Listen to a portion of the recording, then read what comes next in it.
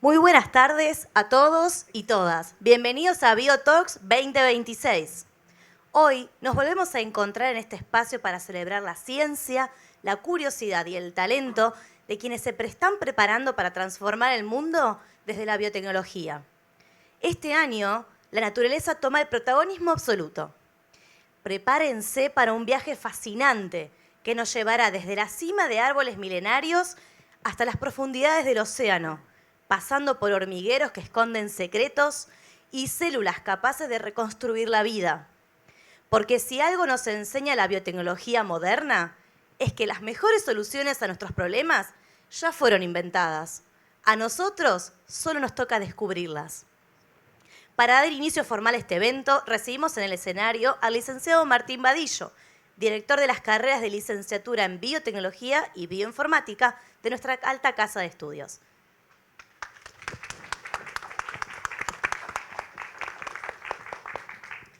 Hola, buenas tardes.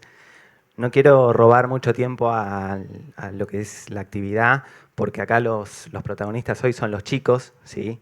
La realidad es que hay que animarse a estar parado acá, animarse a preparar una charla sobre el tema que tanto les gusta y contarla adelante de un público, parte conocido, parte desconocido. Y la realidad es que esto es algo que habla muy bien de ellos, ¿sí? El querer ir más allá. Porque la formación universitaria no es solamente el decir, voy a una clase, me quedo un rato, estudio un poco, vuelvo a casa, rindo los finales, los exámenes, apruebo y me recibo, ¿sí? O sea, acá la universidad da muchas más oportunidades para todos aquellos que quieren ir más allá, para todos los que quieren hacer algo más. De hecho, acá en este espacio, ¿sí? Además de algunos familiares y amigos de los chicos que van a dar las charlas, también hay compañeros que junto con ellos forman parte de proyectos y actividades extracurriculares que, como lo dice la palabra, se hacen fuera de lo que es el espacio áulico, ¿sí? Y de esta manera se enriquece no solo la formación práctica, sino también otras habilidades blandas que son muy valoradas en el ámbito profesional, ¿sí? Es un espacio extra de formación complementaria, pero que agrega mucho valor a todos los que quieren hacer algo más, ¿sí? Y de hecho, esta actividad que estamos haciendo es el tercer año que la hacemos, ¿sí? Siempre más o menos en este momento del año, capaz unos meses después se hizo los 2 años anteriores. Y la realidad es que surgió de una alumna, ¿sí? Acá no solo nosotros somos como profes o como representantes de la universidad los que proponemos, sino que también damos lugar a aquellos alumnos que tienen buenas ideas y de repente se les ocurre algo que permite a sus compañeros también explotar ciertas habilidades. Así que bueno, la verdad que lo felicito, chicos, por animarse a estar acá y a dar una charla ahora que lo van a hacer en un ratito. Y les doy la bienvenida a todos los invitados a la actividad, a UADE. Espero que lo disfruten y gracias por sumarse a esta actividad que organizó acá Nico, que está acá presente junto con los chicos, con ayuda de Ivi y otras personas también externas que nos dieron una mano. Así que bueno, les agradezco por sumarse a esta iniciativa. Muchas gracias. Abrimos este ciclo de charlas con una pregunta que nos vuela la cabeza. ¿Y si la tecnología más avanzada del planeta no estuviera hecha de cables y pantallas, sino de hojas y raíces? Juan Cruz Galván Carabés viene a hablarnos sobre la araucaria, su arsenal bioquímico y cómo podemos aprender de esta tecnología ancestral. Recibimos en el escenario de BioTalks a Juan Cruz para hackear el código de la naturaleza.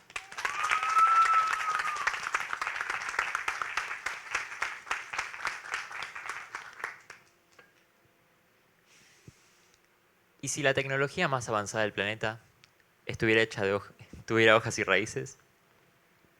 A mí, las plantas me gustaron desde que era muy chico, pero se volvieron mi fascinación absoluta un día común y corriente, caminando por mi barrio.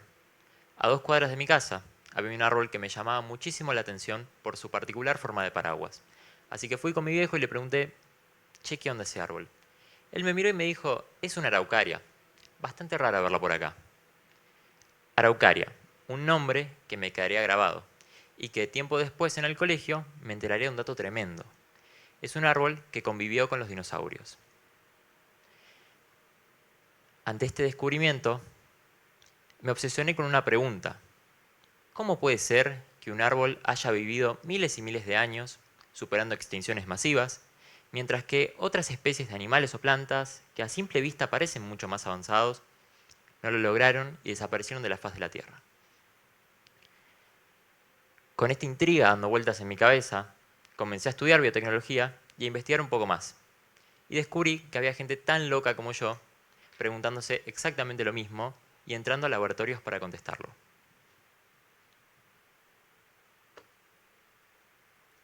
Esto que ven en mi mano es un piñón, la semilla de la araucaria. O bueno, mejor dicho, semillas. Porque cada uno de estos piñones está compuesto por cientos y cientos de semillas, como pueden ver acá al fondo. A simple vista les puede parecer un fruto seco grande algo rústico, pero durante siglos esto fue la base de la cadena alimentaria de muchas de las comunidades que estaban en la Patagonia, como por ejemplo los pehuenches. Es una bomba masiva de nutrientes, almidón y energía.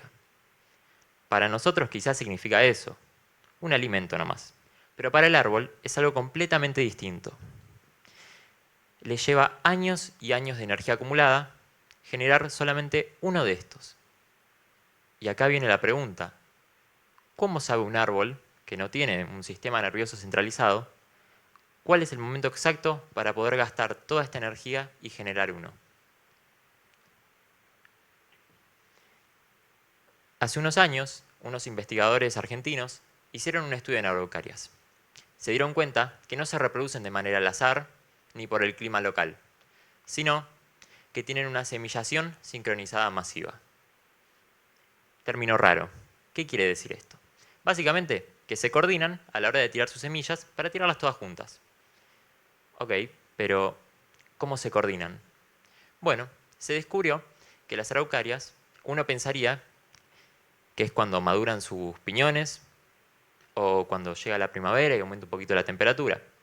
Pero es un poco más complicado que eso, porque los investigadores descubrieron que están intercomunicadas por los fenómenos climáticos globales, como por ejemplo la oscilación del Niño en el Océano Pacífico o las corrientes antárticas y los vientos del Polo Sur. Básicamente, la araucaria funciona como una estación meteorológica natural de alta tecnología. Le comunica a sus vecinas cuál es el momento exacto para tirar sus brotes y que crezcan en las condiciones exactas para poder sobrevivir. Pero el desarrollo de esta tecnología no reside en el clima local, sino lleva años y años de desarrollo. Hace muy poco, los científicos lograron secuenciar por completo el genoma de la araucaria, básicamente todo su mapa genético. Para no entrar en números raros ni nada, si ustedes piensan al genoma humano como una colección de libros, serían 3, mientras que el de la araucaria serían 27 libros. Casi 9 veces más información genética que nosotros. ¿Para qué quiere un árbol tanta información genética? ¿Qué hay escondido en esa entera enciclopedia de datos? Bueno, los invito a que viajemos 66 millones de años en el pasado. Un asteroide colosal chocaba contra la Tierra, levantando una nube de polvo y cenizas, tapando la luz del Sol. El 75% de las especies desaparecía de la faz de la Tierra, incluidos los dinosaurios. El planeta primero ardió y luego se congeló en una noche invernal que duró años. Ok, si vos sos un animal, podés salir corriendo quizás, esconderte en una cueva o simplemente migrar. Pero si sos un árbol, estás clavado al piso. No tenés una chance para evitar el apocalipsis. Entonces, ¿cómo hizo la araucaria para sobrevivir? La respuesta estaba en esa gran enciclopedia de datos. Simplemente, cuando cayó la noche invernal, que duró años, la araucaria abrió su enciclopedia y activó su software de emergencia.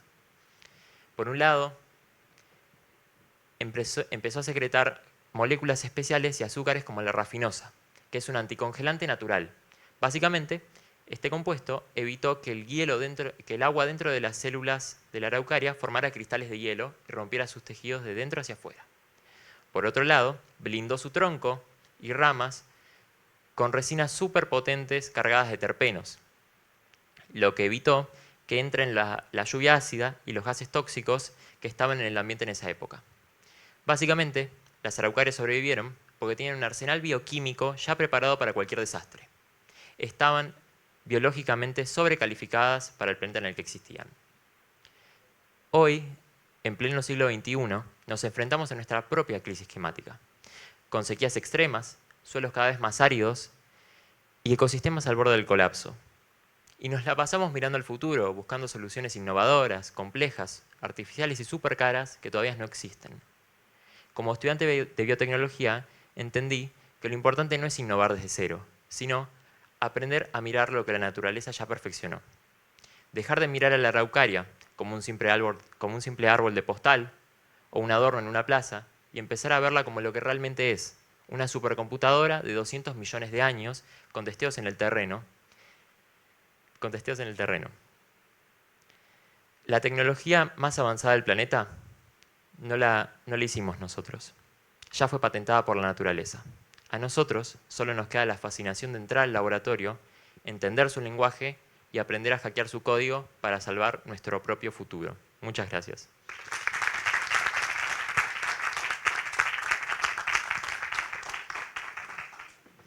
De los bosques y sus conexiones, pasamos al asombroso poder del cuerpo. ¿Alguna vez se preguntaron si los humanos podríamos regenerar parte de nuestro organismo, como lo hacen algunos animales? Angélica Gersey-Vicius nos invita a soñar con el futuro de la medicina y los increíbles paralelos con la naturaleza. Regeneración, el futuro inspirado por la naturaleza. Con ustedes, Angie.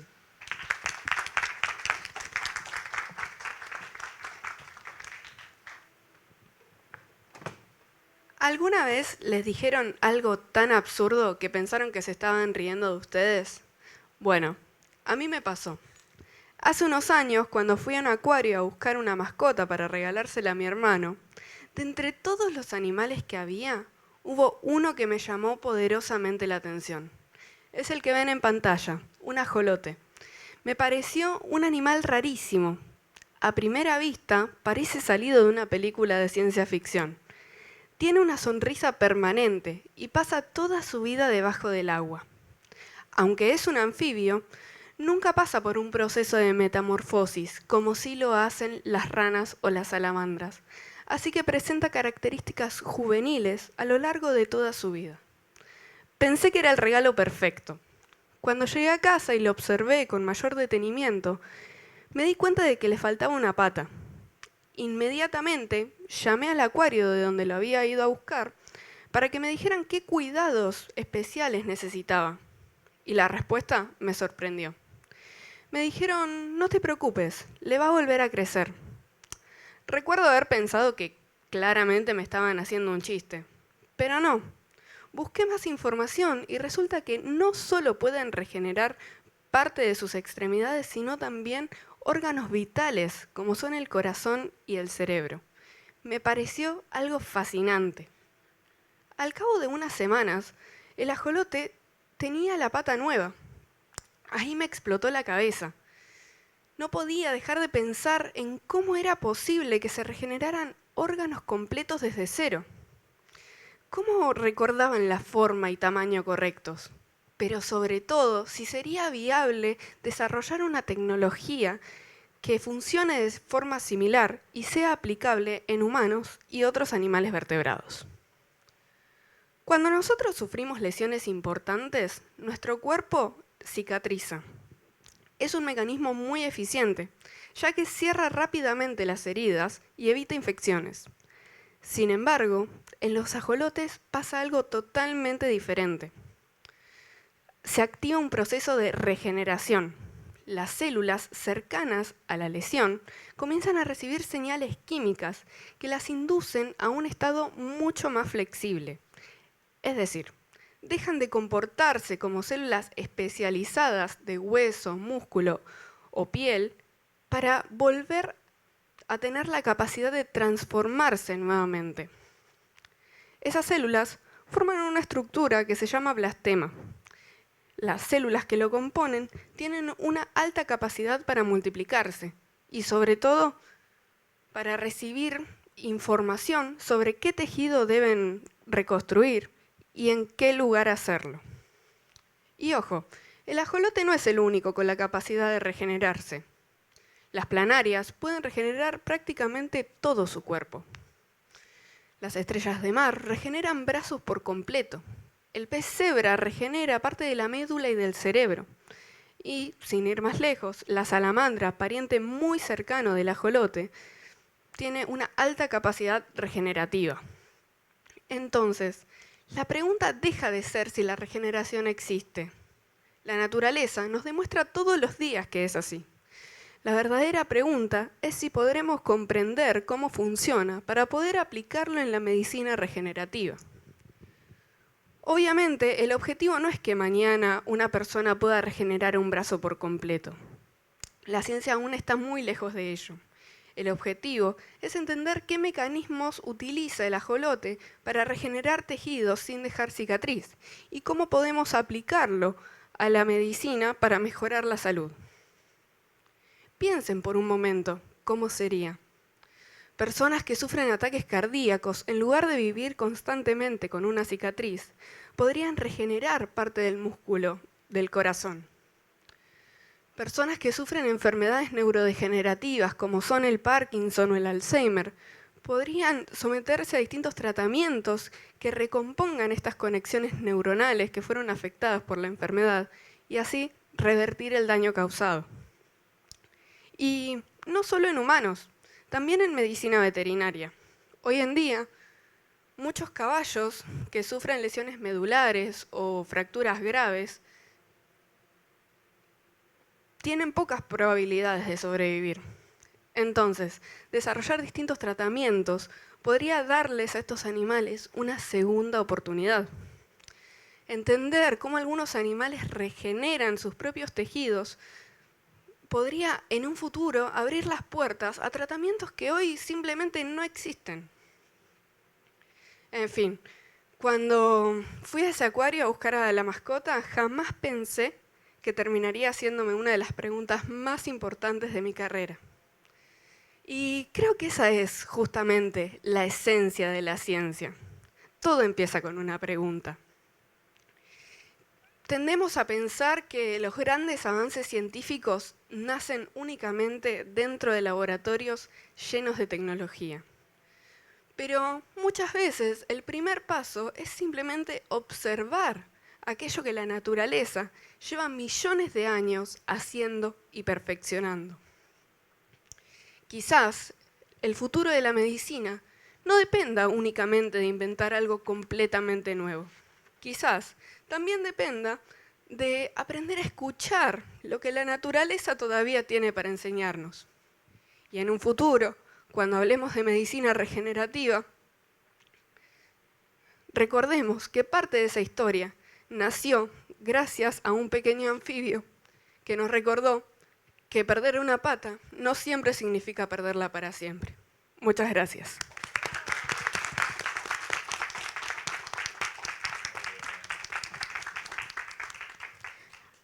Hasta acá vimos que la biología parece magia, pero tiene mucha ciencia detrás. Y hablando de magia, prepárense para un espectáculo que mezcla tubos de ensayo con ilusión. Como ya es un clásico de nuestra universidad, los integrantes del Bioclub Magia Molecular nos vienen a mostrar que la magia tiene algo de química y la química algo de magia. Bienvenidos al escenario.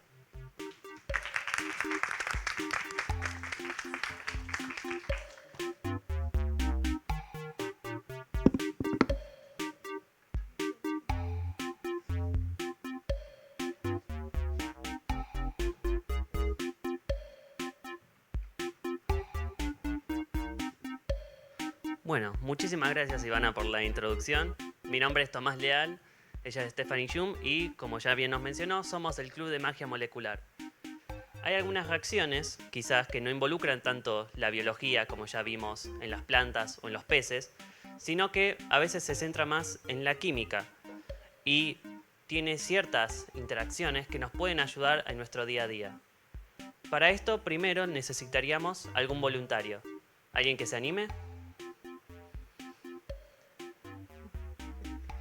Ahí veo, sí. Un aplauso para el Un voluntario, aplauso. ¿no? Que se animó. Por favor, está arriesgando su vida para hacernos esta demostración. Firmaste un consentimiento, ¿no? Perfecto. Tranquilo, no pasa nada. ¿Cómo es tu nombre? Ezequiel. Ezequiel. Perfecto. ¿Alguna vez tú viste algo de una reacción química o algo de magia? ¿Magia? Sí. Sí. ¿Te gustaría sacar un sombrero, un conejito dentro del sombrero? Pero bueno. No podemos, no tenemos eso. Me lo dejé en casa. Pero sí tenemos reacciones. Te voy a pedir que te pongas esos guantes y te voy a preguntar, ¿alguna vez escuchaste hablar del reloj de yodo? Sí, sí, escuché. Bien, bien.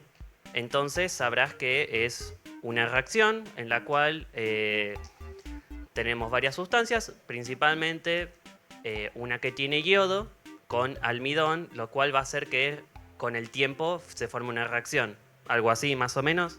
Sí, sí. Ok.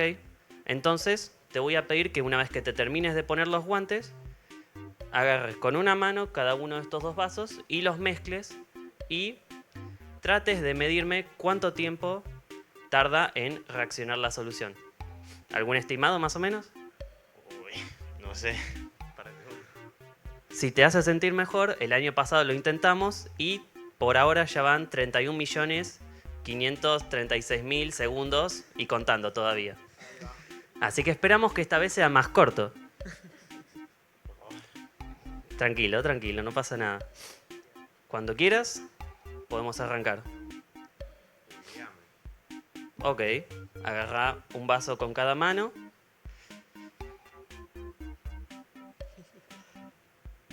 No te pongas nervioso, tranquilo. No me pasa nada. No, no, no, nada va a explotar. Y cuando puedas, echa los dos al mismo tiempo. ¿Paro en algún momento? Hazte del todo, todo. Echa todo. Rápido, rápido. Dale. Ahí está. Ahora empieza a contar. 1, 2, 3, 4, 5, 6, 7. Mientras que empiezan a contar, ¿sabés para qué se usa el yodo por lo general? ¿Tenés yodo en tu casa de casualidad? Para las heridas. Muy bien, para las heridas, pero también se usa en la industria alimentaria. Se utiliza para ver si un alimento contiene almidón. ¿Por qué? Porque el yodo, al reaccionar con el almidón, forma como un complejo de color oscuro. Por ende, si nosotros tenemos un producto en casa que tiene almidón, va a formarse ese color justamente. Un aplauso. Ezequiel, ¿te animarías después a una competencia? ¿De qué? Es solo una competencia, no pasa nada. Entonces te voy a pedir que no te me alejes tanto y después te vamos a volver a llamar, ¿sí? Un aplauso para Ezequiel, por favor. No, quédate, déjatelos. Bien. ¿Algún otro que quiera participar? ¿Nadie? Ahí, vi una mano. Sí, por allá, al fondo. Un aplauso.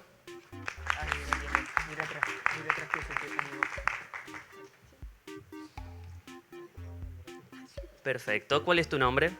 Juliana. Juliana, muy bien. ¿Sabes lo que es esa bebida? Un Starbucks, sí.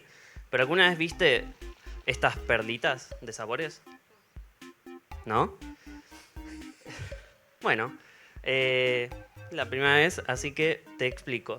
Estas son unas perlitas de sabores, en este caso es de frutilla, si mal no recuerdo, pero que se puede hacer de manera muy fácil, ya que es una reacción de alginato con un medio de calcio. En este caso lo que tenemos es alginato de sodio, el cual es una red muy compleja que al entrar en contacto con un medio rico en calcio va a formarse como una capa externa del alginato y va a mantener el centro líquido. Si esto lo usáramos con un jugo, podríamos obtener esas bolitas así de colores, pero con el jugo que nosotros querramos adentro. Así que ahora lo que te voy a pedir es que agarres el alginato y trates de echar un chorrito o lo que quieras, pero de manera suave, en la solución de calcio. ¿Entendiste? ¿Chorritos o chorritos? Como a vos más te guste. Sí, ahí va. Ahora un chorro bien largo. Muy bien. Ahora lo que está pasando es que se está reaccionando el alginato con el calcio. Y nosotros, si tenemos un buen ojo y una mano con guante, vamos a poder pescar ese alginato y se va a formar como esta masa viscosita que la vamos a guardar ahora en este tubo Falcon. ¿Te gustaría pescar uno también? Dale. Sin miedo, sin miedo.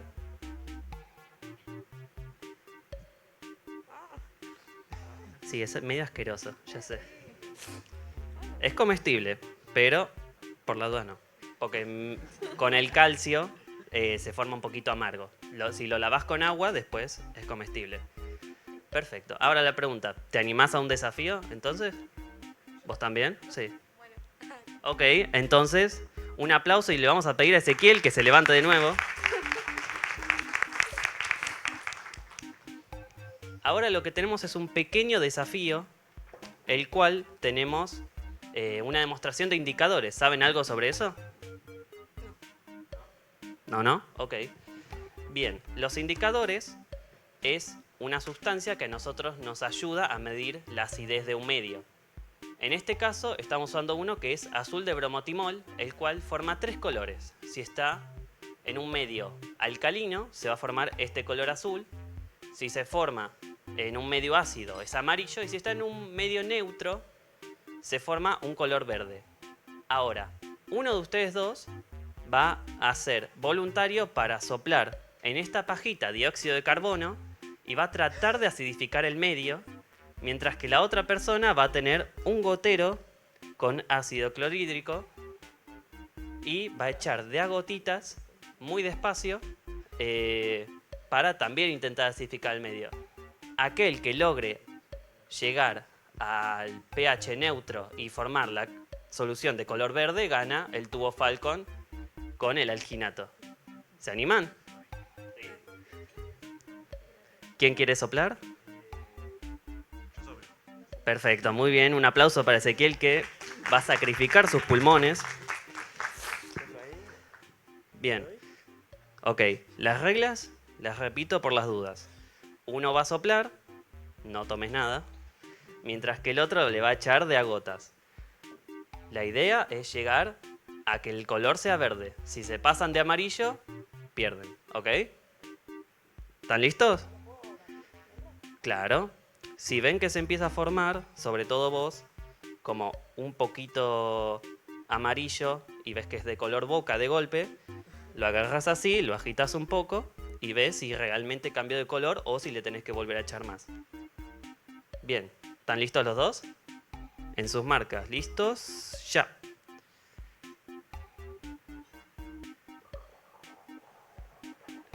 Ojito al exhalar, por favor.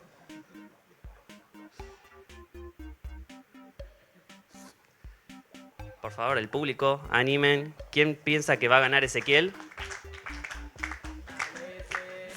¿Quién piensa que va a ganar el club del ácido contra el club del dióxido? Escuché más para el ácido.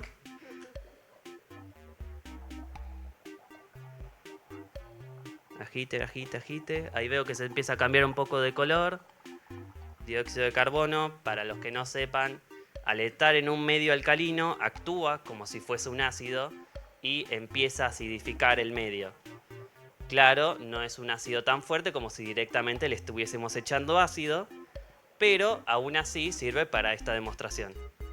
Veo que a Ezequiel le está empezando a costar un poco los pulmones.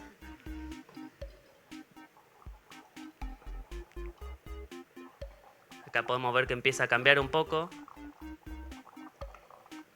¿Estás apretando con todas tus fuerzas? Está duro el gotero. Ojo, ojo, revuélvelo, revuélvelo. Un poco más. Ahí va, ahí va, ahí va. Tiempo, tiempo. Un aplauso para Ezequiel, muy bueno. Estuvo bastante peleado, la verdad. Pero felicitaciones, Ezequiel, te llenaste un poquito de alginato.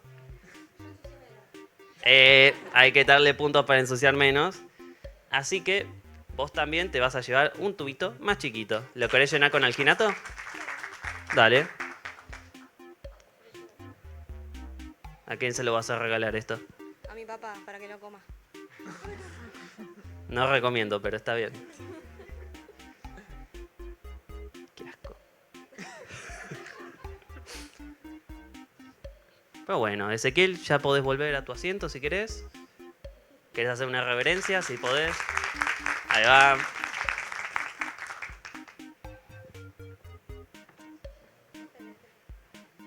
Ah, lo llenaste del todo. ¿Y la tapa? Ahí va. Bueno, un aplauso, por favor, a todos. Y les agradecemos por haber estado en esta presentación. Repito, nosotros somos del Club de Magia Molecular, pero también tenemos otros. Si les gusta, nos pueden seguir en nuestras redes. Instagram, @bioclubs.wade o en TikTok, @biotalkers. Muchas gracias.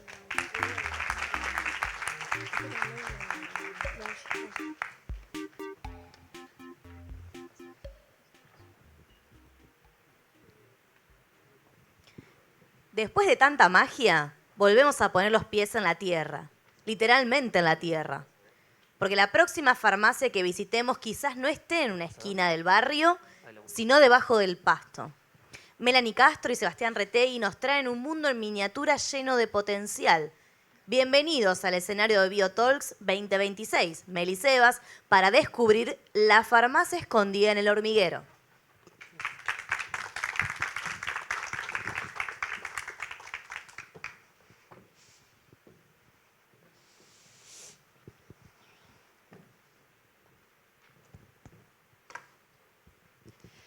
¿Qué pasaría si yo les dijera que el próximo gran antibiótico puede no salir de donde nosotros normalmente lo esperamos?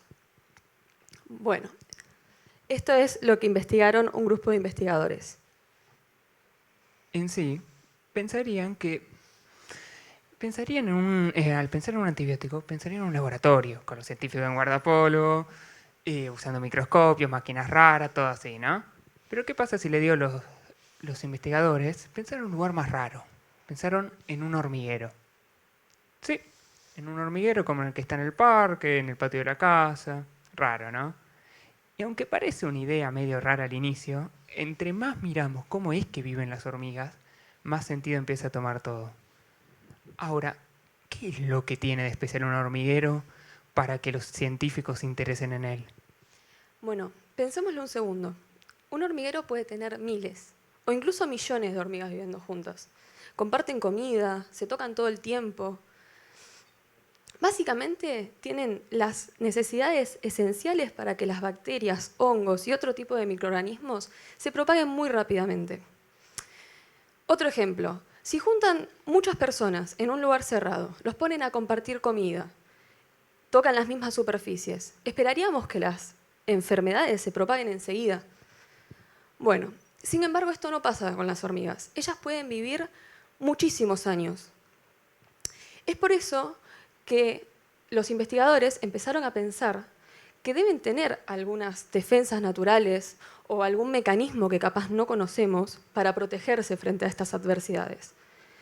Ahora la pregunta es, ¿cómo hicieron los investigadores para comprobar que realmente estas moléculas desconocidas existen?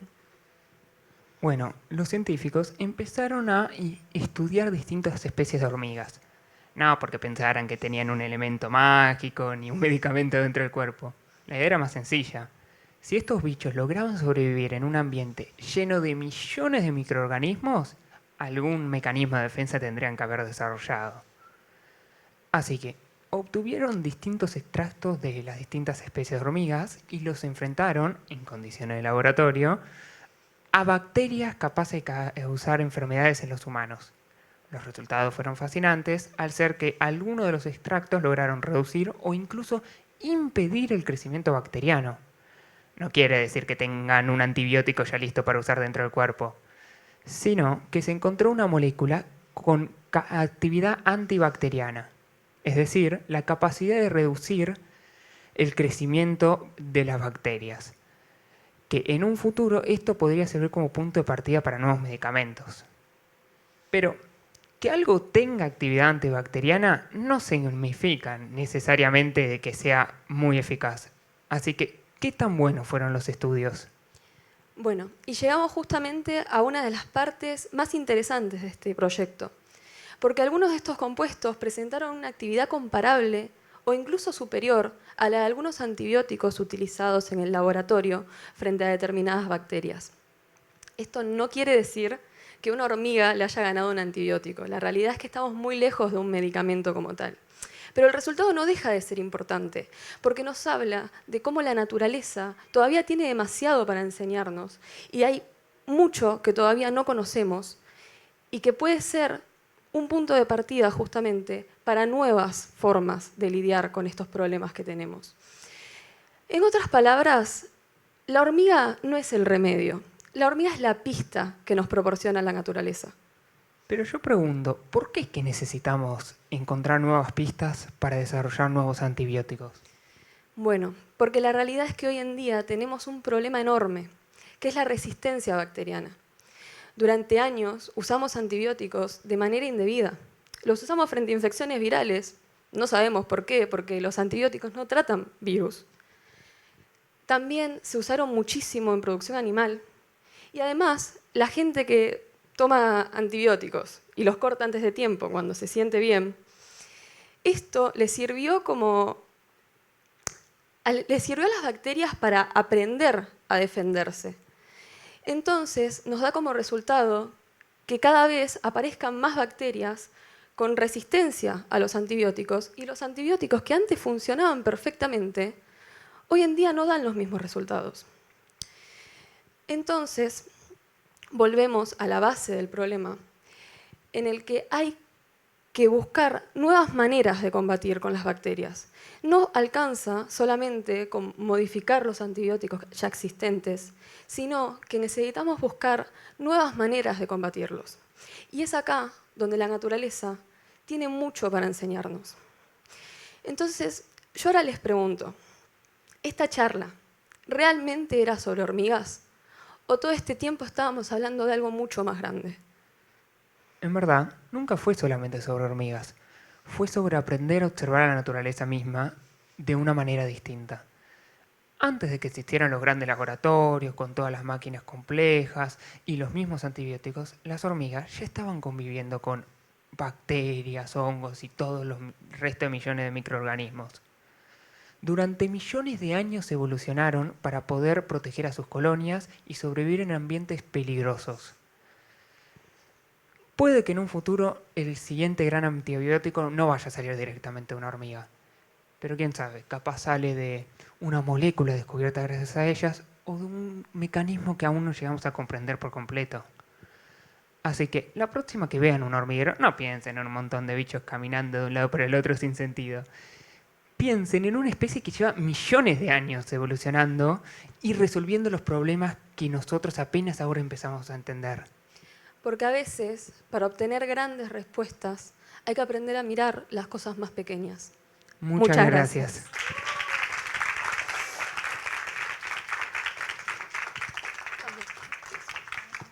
De la tierra firme y los hormigueros, nos sumergimos directo en el mar. Resulta que las curas y tratamientos oncológicos o antivirales para enfermedades complejas podrían estar nadando entre corales o flotando en las corrientes antárticas. Victoria Reinaga viene a contarnos cómo una molécula pasa de un organismo a un medicamento. Recibimos con un fuerte aplauso Victoria con las llaves escondidas del océano.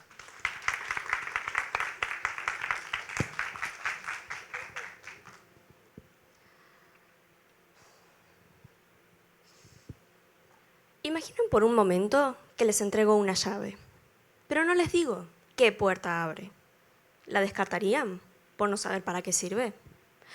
Probablemente no. Lo primero que harían sería intentar descubrir qué puede abrir. Algo muy parecido ocurre en la biotecnología. Los biotecnólogos buscamos moléculas nuevas sin saber desde un inicio cuál será su aplicación. Algunas terminan convirtiéndose en antibióticos, otras en tratamientos contra el cáncer, antivirales o antiinflamatorios. Lo esencial no es conocer de antemano su utilidad, sino poder encontrar una molécula con una actividad biológica única, es decir, capaz de hacer algo que ninguna otra hace. Cada medicamento que usamos comenzó siendo una molécula desconocida. Era simplemente una estructura química que existía en algún lugar de la naturaleza. La penicilina fue descubierta en un hongo. La aspirina tuvo su origen en el sauce. Y algunos fármacos que se utilizan hoy para tratar ciertos tipos de cáncer comenzaron su historia en organismos marinos. De hecho, hace ya varias décadas se aprobó el primer medicamento contra el cáncer basado en un organismo del océano.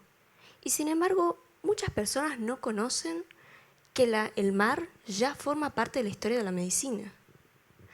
Eso nos lleva a preguntarnos, ¿y por qué justamente el océano?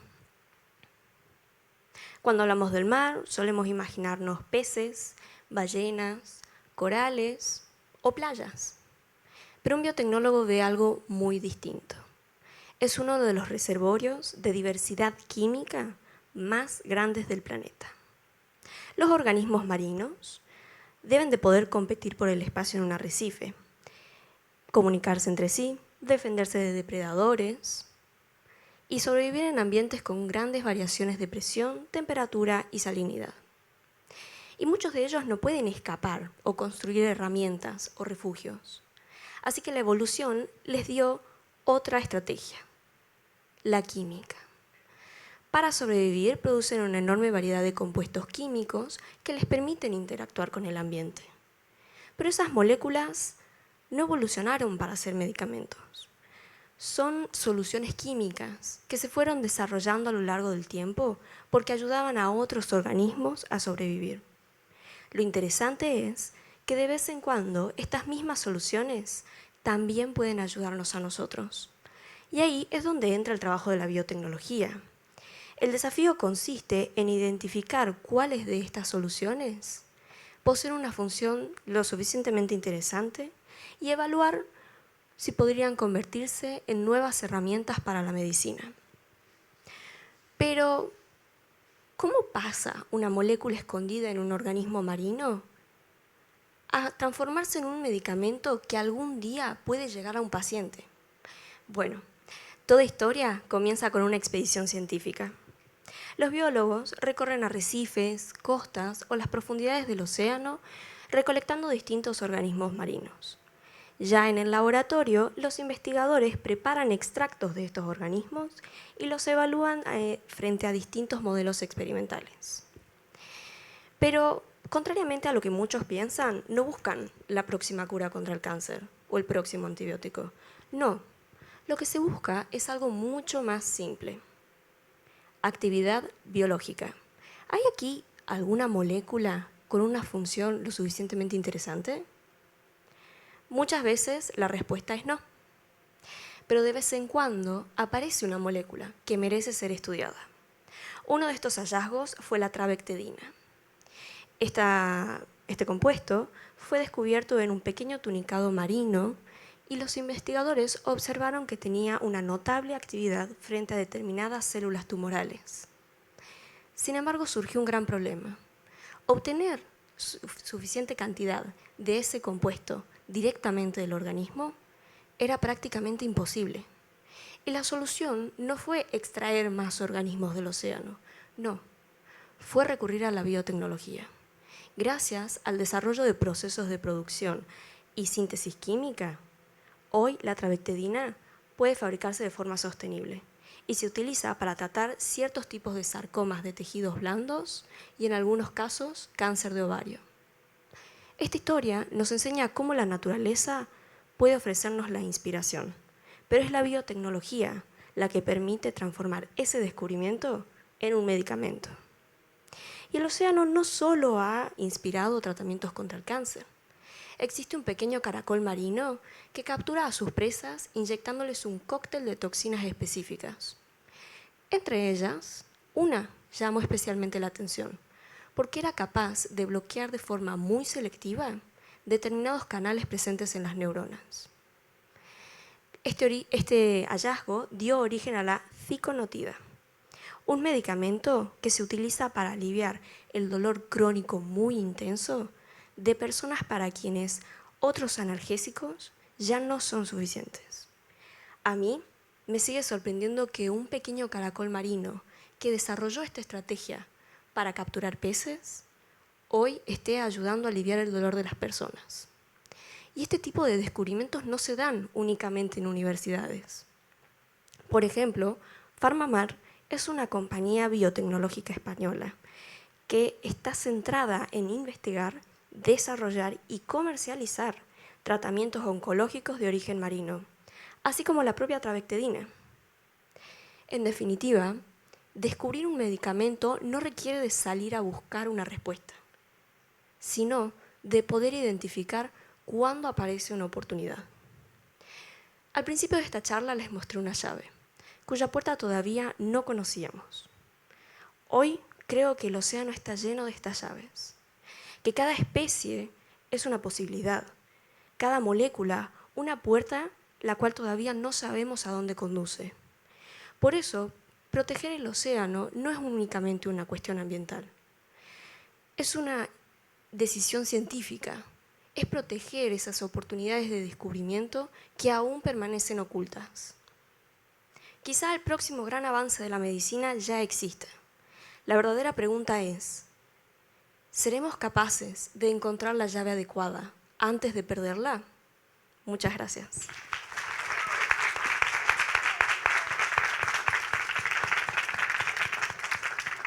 Y así, nadando entre corales, explorando hormigueros, regenerando células y hackeando el código de árboles milenarios, llegamos al final de esta edición de BioTalks. Hoy vimos que la tecnología y la innovación no siempre significan crear algo desde cero, sino saber mirar con otros ojos la naturaleza que nos rodea, para encontrar respuestas donde nadie más estaba buscando. Vamos a invitar al escenario a Juan Cruz, Angie, los chicos de BioClubs, también de Magia Molecular, Nico, Mel y Sebas, Vicky, por favor, al escenario, un fuerte aplauso. Vamos a darles un gran aplauso a todos aquellos alumnos que se han animado a subirse al escenario para compartir su pasión. Y también queremos agradecerles a ustedes por ser parte de esta comunidad que crece con ciencia, curiosidad y con corazón. También Nico, que es el encargado de dirigir a todos estos alumnos. Así que muchísimas gracias a todos ustedes y los invitamos a la próxima edición el año que viene de BioTalks. Muchas gracias.